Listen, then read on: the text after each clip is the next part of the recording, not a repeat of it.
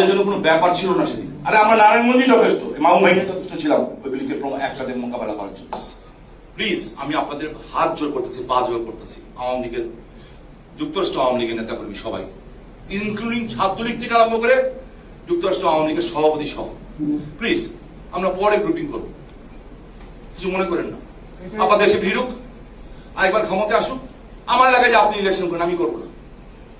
আমি শুধু চাই ওনার সম্মানটা ফিরে পাক। বঙ্গবন্ধুর বাড়ির সামনে যে মন ভরে জয় বাংলা স্লোগান দিব, বাপমার কবরটা জিয়ারত করবো, বাপমার কবরটা জিয়ারত করবো, বঙ্গবন্ধুর মাজার জিয়ারত করবো, তারপর যদি আল্লাহ চায় পুরো বংশ মিলে মক্কা মদিনায় যাবো, যার যার ধর্ম অনুযায়ী সে কাজ করবে। আর ইলেকশন করবো না, কোনো কিছু চাই না, ওনার সম্মানটা ফেরত চাই। আর ওনার সম্মান যদি ফেরত হয়, বাংলাদেশের মানুষকে যদি আবার দাঁড় করাতে হয়, বাংলাদেশের মানুষের অবস্থা প্রচন্ড খারাপ, প্রচন্ড খারাপ, অর্থনীতি ধস হয়ে গেছে, মধ্যবিত্ত নিম্ন মধ্যবিত্ত পরিবার রীতিমতো না খেয়ে আছে। সো এই দেশটা আমাদের, যতই রাগ করি কষ্ট পাই, দেশের জন্য আমাদের লড়াই করতে হবে। আমাদের অতীতের বীর মুক্তিযোদ্ধা এই আমার সিদ্দিক ভাই, মাসুদ ভাই, আমার শ্রদ্ধেয় মাসুদ ভাই, ওনারা যেভাবে দেশটা স্বাধীন করেছেন, আমাদেরকে সেভাবেই লড়াই করতে হবে।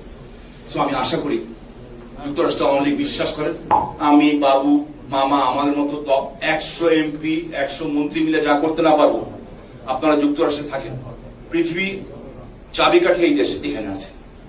আপনারা যদি ইউনিটলি কাজ করেন, আমি বলতেছি বিশ্বাস করেন, অনেক দ্রুত অনেক কিছু চেঞ্জ হবে। রাজনীতি মানে পদপদবি না, অহংকার না, রাজনীতি মানে মানুষকে ভালোবাসা। এই মহিলা যেটা বলছেন আমার ভাই সিদ্দিক ভাই, ট্রু। 2 তারিখ রাত্রে আমি তার কাছে গেছি যে আপা প্লিজ প্লিজ আপা আপনি কারফিউটা উঠে দেন। আমরা নারায়ণগঞ্জ থেকে আমরা 1.5 লাখ লোক আসবো। আমার সাথে টেলিফোনে আমি কথা বলেছি তখন এই মুহূর্তে। আমাদের সাথে হঠাৎ করে আমাদের উপরে হামলা করেছে। আমি নারায়ণগঞ্জে আমার হামলা করবে কি, আমি অবাক হয়ে গেছি। কারা এরা? বের হওয়ার পরে ওরা ওখান থেকে ভাগছে, ভাগার পরে কেউ আহত নিহত কিচ্ছু হয়নি। পরে শুনলাম সে জামাত শিবির, এরা তো ছিলই বিএনপি, ওটা তো চিনি, বিএনপি সামনে আসেনি। কে এটা? আরসার প্রধান, রোহিঙ্গাদের যে গেরিলা গ্রুপ সেটার প্রধান চিফ, সে সিদ্দিকগঞ্জে থাকতে হয়। স্টিল নাও আছে ওখানে, 4টা মাদ্রাসায় ওখানে এখনো ট্রেনিং চলে, জামিয়া মহিলা মাদ্রাসা সহ এরকম 165টা জায়গায় ট্রেনিং চলছে। সেদিন আপাকে বলেছিলাম যে আপা আমার নারায়ণগঞ্জ থেকে 1.5 লাখ 2 লাখ আসবো, যাত্রাবাড়ি থেকে 30,000, ঢাকার আশপাশকে খবর দেন, আমরা 10 লাখ লোক হই।